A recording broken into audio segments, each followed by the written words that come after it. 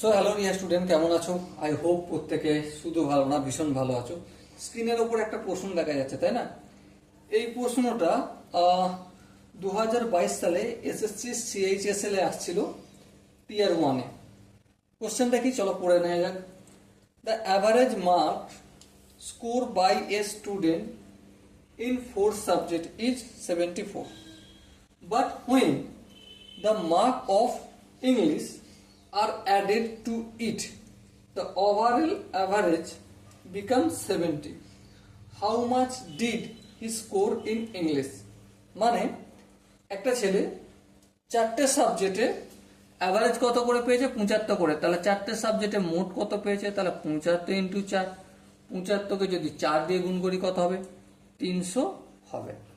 আচ্ছা, এই চারটে সাবজেক্টের সঙ্গে যখন ইংলিশ অ্যাড হচ্ছে, তাহলে কটা সাবজেক্ট হচ্ছে? 5টা। এই 5টা সাবজেক্টের অ্যাভারেজ কত? 70 ইন্টু 5, 5 7 35, 350। এবার প্রশ্ন হচ্ছে এখানে যে 5টা সাবজেক্ট, এই 5টা সাবজেক্ট মানে কি? ইংলিশ প্লাস উপরের 4টা সাবজেক্ট। তাহলে এই উপরের এই যে 5টা সাবজেক্ট থেকে এই 4টা সাবজেক্টের নাম্বার বিয়োগ করে দিলে আমি কি পেয়ে যাবো? ইংলিশের নাম্বারটা পেয়ে যাবো। হ্যাঁ, তাহলে ইংলিশে কত পেয়েছে?